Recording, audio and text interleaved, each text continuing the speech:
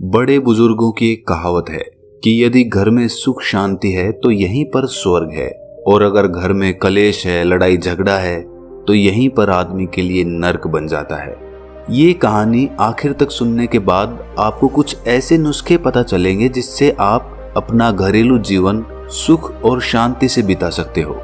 इससे पहले कि आप इस कहानी में खो जाएं, इस चैनल को सब्सक्राइब जरूर कर लें। ये कथा एक बौद्ध भिक्षुई की है जिसका नाम विशाखा होता है। विशाखा ने एक धनी परिवार में जन्म लिया था और उसके पास किसी चीज की कोई कमी नहीं थी। विशाखा के पिता का नाम धनंजय और माता का नाम सुमना था। उसके माता पिता शुरू से ही भगवान बुद्ध के प्रति बहुत श्रद्धा रखते थे। वो उन्हें बहुत मानते थे और बुद्ध की हर सभा में जाया करते थे। विशाखा भी बचपन से ही अपने माता पिता के साथ धर्म श्रवण को जाती रहती थी। कहा जाता है कि विशाखा जब 7 वर्ष की थी तभी वो श्रोतापति के फल को उपलब्ध हो गई थी। श्रोतापति का अर्थ होता है ध्यान की धारा में बह जाना, यानी स्वयं को उस अस्तित्व के हाथों में छोड़ देना और अपने में ही डूब जाना। मनुष्य तब आध्यात्म की यात्रा पर चल सकता है जब वो श्रोतापति को उपलब्ध हो जाए। ये मनुष्य के जीवन का बहुत महत्वपूर्ण पड़ाव होता है। मनुष्य के शरीर को 7 चक्रों में विभाजित किया जाए तो ये तीसरा महत्वपूर्ण मणिपुर चक्र होता है। पहले 2 चक्रों तक प्रकृति अपना काम करती है। मणिपुर, जिसे हिंदुओं ने सचमुच बहुत ही सुंदर नाम दिया है, वो सच में मणि है। वो मनुष्य के भीतर का भाग्य खोल देती है। मणि चक्र बंद होता है, बिना गुरु के सहयोग के वो कभी नहीं खुलता, और जिसका खुल गया वो समाज की नजरों में आपको पागल सा लगेगा। आप उन्हें कहेंगे कि वो तो दीवाना सा हो गया है। बहुत छोटी सी उम्र में ही श्रोतापति उपलब्ध हुई विशाखा जब बड़ी हुई तो उसका विवाह श्रावस्ती निवासी मिगार श्रेष्ठी के पुत्र पुत्रवर्धन से हो गया। जब विशाखा की मायके से विदाई हो रही थी तब विदाई के समय धनंजय सेठ ने अपनी बेटी विशाखा को 10 बातें संकेतों में समझाई थी। सबसे पहली, घर की आग बाहर मत ले जाना। दूसरी, बाहर की आग घर में मत लाना। तीसरी, जो देता है उसको देना। चौथी, जो नहीं देता उसको मत देना। 5वीं, जो देता है उसको भी और जो नहीं देता उसको भी देना। 6ठी, सुख से बैठना। 7वीं, सुख से खाना। 8वीं, सुख से लेटना। 9वीं, अग्नि की परिचर्चा करना। 10वीं, कुल देवों की पूजा करना। और उस समय से ही पिता की बातों को गांठ बांधकर विशाखा ने अपने ससुराल में प्रवेश किया। उसे अपने पिता की दी हर शिक्षा याद थी। उस घर में भगवान का दिया हुआ वो सब कुछ था जो कुछ भी उसे चाहिए था, लेकिन फिर भी विशाखा को उस घर में एक कमी सी खलती रहती थी, और वो कमी थी भगवान की कमी।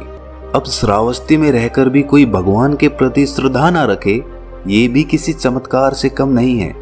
कपिलवस्तु में रहने वाली विशाखा ने श्रावस्ती में विवाह इसीलिए किया था ताकि उसे वहां भगवान के दर्शन करने को मिल जाए।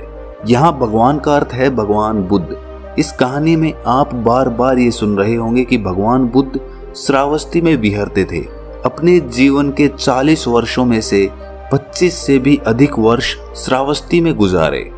विशाखा के ससुराल का माहौल ना तो बुद्ध का विरोधी था और ना ही उनके अनुयायी जैसा।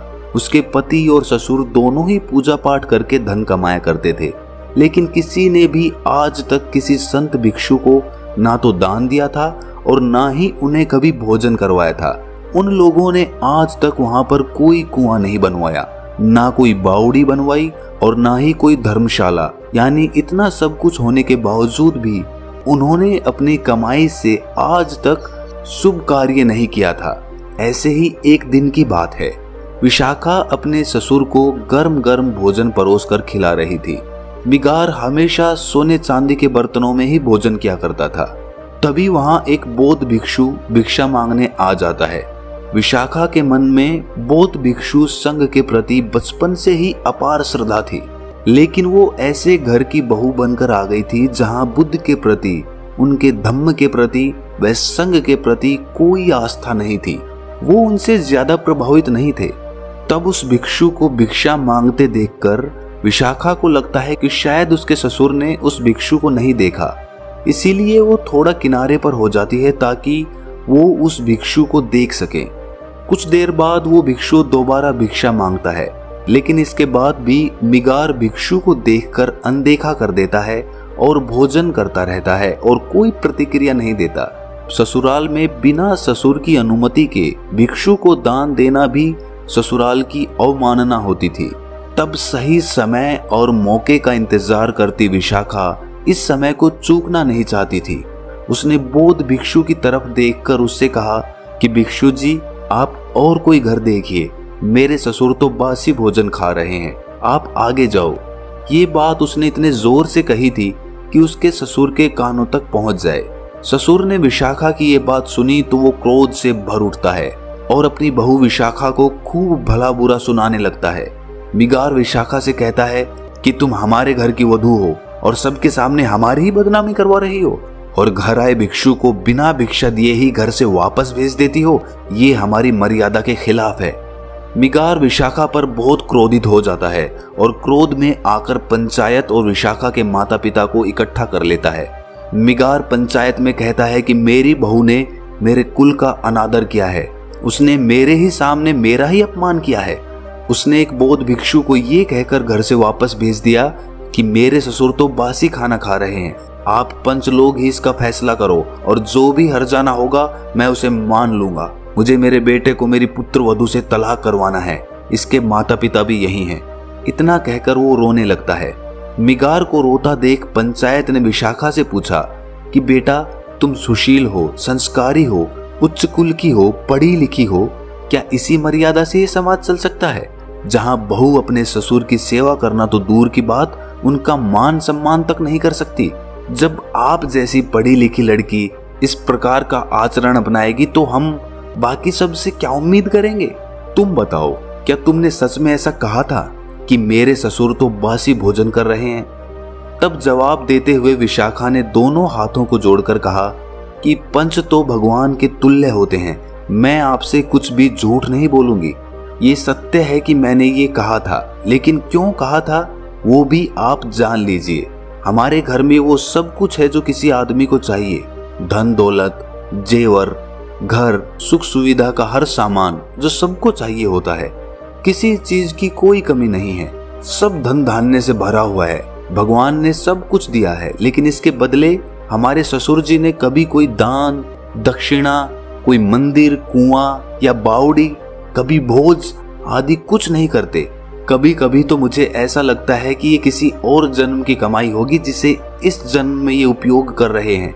कुछ बोया होगा पिछले किसी जन्म में जिसे इस जन्म में काट रहे होंगे, वरना तो इन्होंने इस जन्म में तो कुछ ऐसा किया ही नहीं जिसके बदले ये सुख वैभव भोग रहे हैं। तो आप ही कहें कि मैंने क्या गलत कहा? मैंने तो उस बौद्ध भिक्षु से केवल इतना ही कहा था कि मेरे ससुर बासी खाना खा रहे हैं। तब आप लोग ही बताएं कि मैं कहां पर गलत हूं, मैंने क्या गलत बोला? विशाखा की ये बात सुन पंचायत उसकी प्रशंसा करने लगती है और मिगार से कहती है कि तुम्हारी संपत्ति पर तुम्हारी बहू का कोई अधिकार है या नहीं? यदि है तो उसे उसमें से कुछ अपने धर्म के हिसाब से खर्च करने की आज्ञा आपको देनी चाहिए, क्योंकि आपकी बहू आपका अपमान नहीं कर रही थी बल्कि आपको चेता रही थी। तब पंच की बात सुन मिगार उनसे कहता है कि केवल यही एक बात नहीं है, और भी बातें हैं जिससे ये ज्ञात होता है कि ये हमारे घर की बहू बनने के काबिल नहीं है। पंचायत ने पूछा, जैसे कि जरा बताइए। तब मिगार कहता है कि मायके से विदाई के समय भी इसके पिता धनंजय सेठ ने इसे हमारे खिलाफ भड़काया था। इसके कानों में कुछ बातें कही थी जो मैंने सुन ली थी। मैं वहीं पर खड़ा था पर्दे के पीछे जब इसके पिता इसके कान भर रहे थे। तब पंचायत ने पूछा कि ऐसा क्या कहा था, बताओ। मिगार सेठ कहता है कि इसके पिता ने कहा था कि घर की आग बाहर मत ले जाना। अब आप लोग ही बताइए कि हम घर गृहस्थी के लोगों के लिए ये संभव है कि अपना चूल्हा जलाने के लिए किसी ने आग मांग ली तो क्या हम उसे आग नहीं देंगे? ये तो आसपास पड़ोस में बैर पालने वाली शिक्षा है ना। तब पंचायत विशाखा से पूछती है, क्या ये सत्य है? क्या उन्होंने ऐसा कहा था? तब विशाखा उनसे कहती है कि ये सत्य है, लेकिन ससुर जी ने उनके अर्थ को गलत समझ लिया है। मेरे पिताजी मुझसे बस ये कह रहे थे कि अगर अपने ससुराल में अपने सास ससुर, देवर, पति इत्यादि किसी की भी कोई कमी दिख जाए तो उसे कभी घर के बाहर मत कहना। यदि घर में कभी लड़ाई झगड़ा हो जाए तो वो बात भी कभी घर के बाहर मत कहना। उनका ये अर्थ था इस बात से। अपनी बहू की बात सुन मिगार सेठ हैरान हो जाता है। तब वो कहता है कि बाकी शब्दों के क्या मतलब थे, उनके द्वारा कहे हर शब्द से घर में बैर ही होगी। तब विशाखा पंचायत में कहती है कि मेरे पिता के कहे हर शब्द का अर्थ ससुर जी ने गलत निकाला है। अब जब बात उन्होंने रखी है तो मैं बाकी सब का भी अर्थ बता देती हूँ। मेरे पिताजी ने बाकी संदेश में ये कहा था कि बाहर की आग कभी घर में मत लाना, अर्थात कि यदि मेरे ससुराल के किसी परिजन की कहीं कोई बुराई कर रहा हो और यदि तुम उसे सुन लो तो इस बात को भी घर में मत कहना। ये एक बड़ी आग होती है जिससे घर में समस्या पैदा होती है। उनके तीसरे और चौथे शब्द का अर्थ जो देता है उसको देना और चौथा जो नहीं दे उसे मत देना। इसका यही मतलब था कि यदि किसी पड़ोसी या रिश्तेदार को कोई वस्तु या धन उधार देना पड़ जाए तो उसे ही देना जो वापस कर दे, ना कि उसको जो वापस ही ना करे। उनके पांचवें शब्द यानी जो देता है उसको भी और जो नहीं देता है उसको भी देना। इसका मतलब ये था कि हमारे जीवन में कुछ रिश्ते ऐसे होते हैं जैसे बेटी दामाद, भांजा भांजी, भिक्षु साधु, इन्हें कभी कोई भी चीज वापस लेने के मन से नहीं देना, बल्कि ये सोचकर देना कि तुम्हें यहाँ बस देना है। छठे शब्द सुख से बैठना का मतलब ये था कि घर में ऐसी जगह अदब से बैठना कि यदि कोई बड़ा आ जाए तो हड़बड़ा के उठना ना पड़े। सातवें शब्द सुख से खाना का मतलब है कि भोजन करने तभी बैठना जब सभी घर के बड़े जानवर सब कर लें, वही सुख का भोजन होगा। आठवां शब्द सुख से लेटना, अर्थात लेटने से पहले देख लो कि सास ससुर बड़े बुजुर्ग खाना खा चुके हैं, कोई दवा खानी है तो वो खा चुके हैं, बच्चे सो चुके हैं, घर के दरवाजे बंद हैं, तिजोरी बंद है, कोई किवाड़ खिड़की खुली तो नहीं है। ये सब जांच परख करके लेटना सुख से लेटना है। नौवां शब्द अग्नि की परिचर्चा करना, अर्थात घर में सब स्वयं प्रेम से रहना, किसी के साथ कोई ऐसी बात या बर्ताव मत करना जिससे वो बुरा मान जाए, सबके साथ अदब से रहना। और आखिर में उन्होंने यही कहा था कि कुल देवों की पूजा करना, अर्थात सभी बड़े बुजुर्ग परिवार के सदस्य हो या बाहर के कोई भिक्षु, सबको पूजनीय समझना, उनकी जरूरतों का ध्यान रखना, भूल कर भी उनका अपमान मत करना। यही शिक्षा देकर मेरे पिताजी ने मुझे विदाई दी थी। मैंने आज भी ससुर जी का कोई अपमान नहीं किया, बल्कि बस यही कहा कि ये हर तरह से सुखी हैं, ये जरूर किसी जन्म के पुण्य हैं। ये सब सुनकर विशाखा के माता पिता उसकी सूझबूझ और समझदारी से प्रसन्न हो जाते हैं कि उनकी बेटी ने उनकी बताई हर शिक्षा का न केवल मान रखा बल्कि उसे याद भी रखा। यहाँ मिगार और सभी लोग ये सुनकर हैरान थे। पूरी पंचायत विशाखा की प्रशंसा करते रुक नहीं रही थी।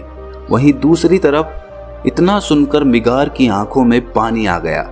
उसने खड़े होकर कहा कि आज से विशाखा मेरी बहू बाद में और गुरु पहले है, और इसे पूरा अधिकार है कि वो अपने हिसाब से जो धन चाहे उसे खर्च करे।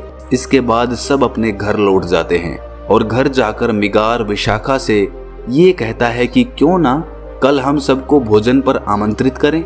विशाखा कहती है कि ये तो नेक ख्याल है, और वो अगले दिन सभी संतों को भोजन के लिए आमंत्रित करती हैं।